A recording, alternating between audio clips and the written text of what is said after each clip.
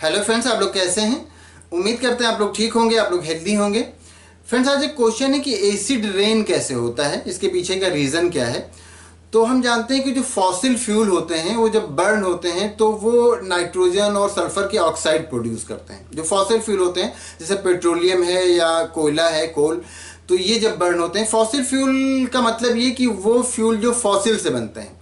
Fossil आप जानते हैं कि जैसे जो प्लांट्स हैं या एनिमल्स हैं, ये बहुत साल पहले जब ज़मीन में दब गए और लाखों साल तक दबे रहे, तो जो एनिमल्स थे उनसे आगे चल के फिर वो पेट्रोलियम बना, या जो प्लांट्स थे उनसे आगे चल के कोल बना। तो ये जो कि फॉसिल से बने तो इनको फॉसिल फ्यूल कहा जाता है। तो फॉसिल फ्यूल जब बर्न होते हैं तो नाइट्रोजन और सल्फर के ऑक्साइड प्रोड्यूस करते हैं, और ये जो ऑक्साइड प्रोड्यूस करते हैं तो ये एटमॉस्फेयर में मौजूद रहते हैं।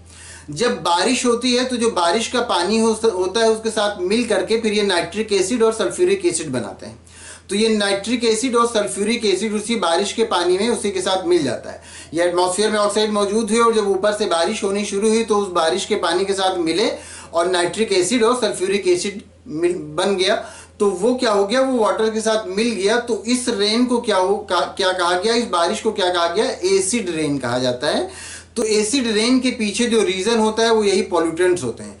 तो इसलिए ऐसी जगह पर जहाँ पर पॉल्यूशन ज़्यादा हो तो वहाँ पर जब बारिश हो तो उसमें फिर बहुत ज़्यादा एक्सपोज नहीं होना चाहिए, बाहर नहीं निकलना चाहिए। खासकर जब शुरुआती बारिश हो, एकदम शुरू में जब बारिश होती है तो उसमें जो एसिड डिज़ोल्व होते हैं वो फिर डिज़ोल्व होकर जब नीचे आ जाते हैं तो फिर उसके बाद जो एटमॉस्फेयर होता है वो उतना पॉल्यूशन उसमें नहीं रह जाता, और तब जो बारिश होती है तो वो उससे इतनी प्रॉब्लम नहीं होती। लेकिन वो बारिश जिसमें एसिड मिला हो, एसिड रेन हो, तो उससे फिर प्रॉब्लम होती है। एनिमल्स को भी प्रॉब्लम होती है, प्लांट्स को भी प्रॉब्लम होती है, और बिल्डिंग्स वगैरह या बहुत सारे जो मेटल्स वगैरह होते हैं इनको भी प्रॉब्लम होती है।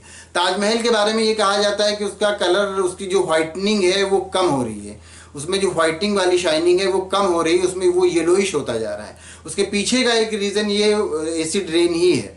तो एसिड रेन क्या होता है, उम्मीद करते हैं आप समझ गए होंगे। फॉसिल फ्यूल जब बर्न होता है तो नाइट्रोजन और सल्फर के ऑक्साइड जो प्रोड्यूस करता है वो एटमॉस्फेयर में मौजूद रहते हैं। फिर जब बारिश होती है तो वो ऑक्साइड बारिश के पानी के साथ मिलते हैं और सल्फ्यूरिक एसिड और नाइट्रिक एसिड बनाते हैं। तो वो ये सल्फ्यूरिक एसिड और नाइट्रिक एसिड क्या होता है, बारिश के पानी में मिल जाता है, तो वही बारिश एसिड रेन कहलाती है।